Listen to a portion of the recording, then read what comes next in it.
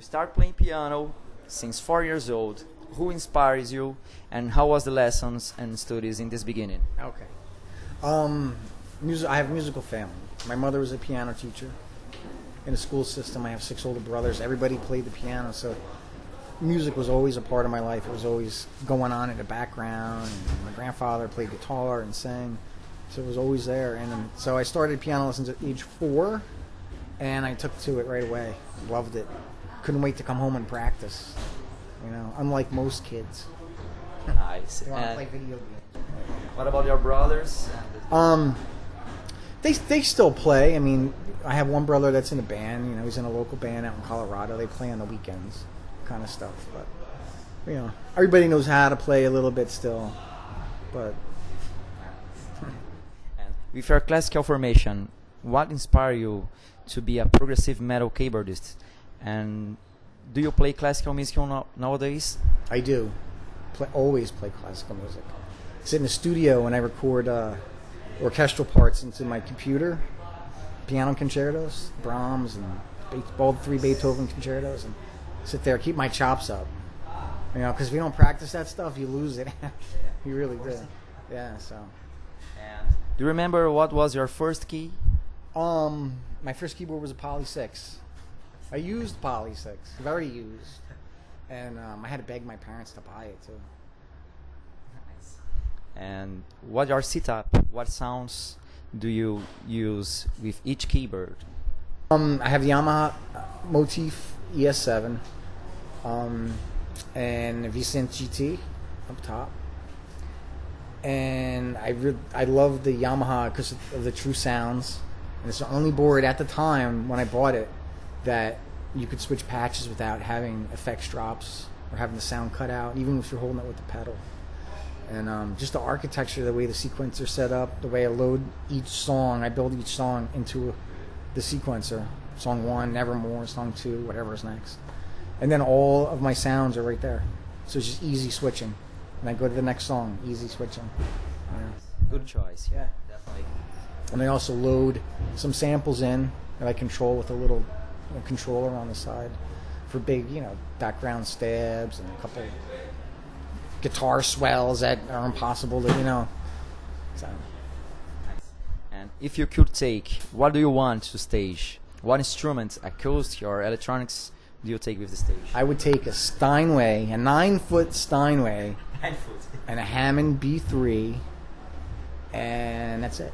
How do you make the keyboard arrangements from Symphony X, and what gears do you use to record? The same from stage or different gears? A little bit of both.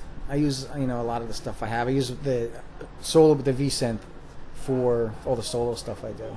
I have more time to sit there and build stuff, and in the studio you can do different things, see what sounds better. For the the strings and the piano, I'm using Ivory. It sounds incredible. You can't. Sounds like acoustic. It does. It's amazing. And we have the Vienna string library. It makes such a difference. What's your biggest classical and rock influence? My biggest rock influence is John Lord, Deep Purple, Keith Emerson. Yeah, UK, Eddie Jobson, Genesis. That's what. And classical, what was your favorite? My favorite, I go through phases.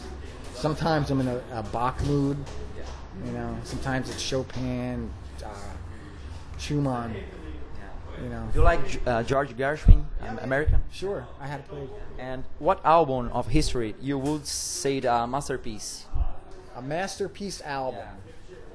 Wow. You can say your solo albums, yeah. No. Wow, that's such a hard question. Yeah. Machine Head. Machine Head? Deep Purple. Really? Oh yeah. Deep Purple. Yeah, Deep Purple, Machine Head. Not Machine Head. Yeah, it's a Deep masterpiece, obviously. It's a That's masterpiece. probably my favorite album. Yeah. From beginning to end. Shit. There's just so many.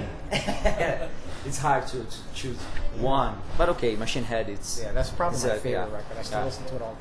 So, do you know something of Brazilian music? A little bit. Samba. Samba? Sure. Next. I love playing it. I know Granados is not Brazilian, but it still has that Latin flair to it. You know, it's really love it. And what tips do you give to the Brazilian keyboardists? Practice. You don't have to be crazy and lock yourself away. But you have to listen to all styles of music. It makes such a difference. Because if you just listen to metal, it's like putting blinders on, you know. Because you can get inspiration from anywhere. You know, that's the biggest tip I have. Yeah. And what's the difference between Brazilian crowd to the other crowds of the world? And yeah, okay. I think Brazil has the best crowds that in the world. I'm not just saying that either. I'm serious. You know, it really depends where you are. Southern, I think when you go further south, the crowds get better. You know, it's like Southern Italy. The crowds are great. Yeah. Go up north, they're good, but you know, people appreciate the music, but you don't get the reaction like here. What do you like in Brazil, and what thing you don't like here? I like the food, obviously. The weather's nice. Really? Do you like the weather? I like the weather in the winter. Yeah. Oh, in the winter. It's like I said, we were in Manaus in the summer, and I couldn't even go outside. It was so hot.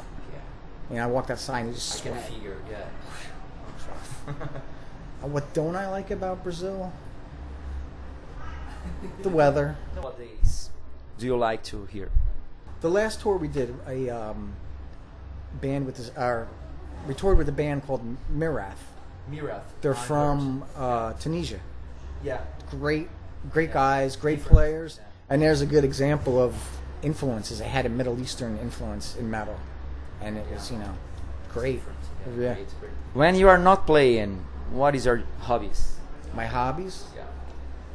Do a lot of work around the house. I build stuff. Really? Yeah, I build cabinets.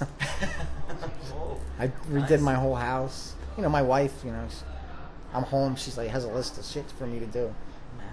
Fix this, fix that. I like working on my car too. Things that aren't good for keyboard players to do. Do you still studying every day, and how is your study routine? How many hours? And It varies. I do. I still practice, you know, when I can. Some days I'll sit down in the studio and just play for hours and hours. Other days I won't go down there at all. yeah. You know, but you have to try, because you lose that edge. You know, and I notice, like, after this tour, after we go home, and I'm not doing anything for a month, I probably won't practice for the whole month. Yeah. And then you feel it when you go back to start playing again. It's a little bit each day. And what's your favorite keyboard solo of Symphony X? Keyboard solo? What's your favorite? My favorite keyboard solo. Yeah. Let's see. In the Legend song. Legend. The Legend, yeah. Oh. I like what I did there.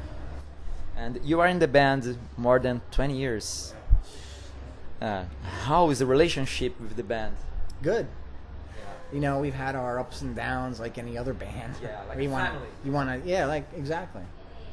It's exactly like a family, but most bands don't make it 20 years, you know. So it's been good. And Underworld is the last album of Symphony X. Tell me about the process of the creation of this album, and how was the tour of this? The tour was great. Nice. You know, it really was. Is this the best tour of Symphony X? Yeah, I would say it was long. That was the Long only tour. downside. 6 weeks is long. But it was great. You know, we had good crowds every night. It was well received. And And what the process of creation is the same of the other? yeah, works? you know, Romeo, he will have hours of, you know, 2-minute pieces, 1-minute pieces, and I'll do the same. I want to have hours, maybe an hour.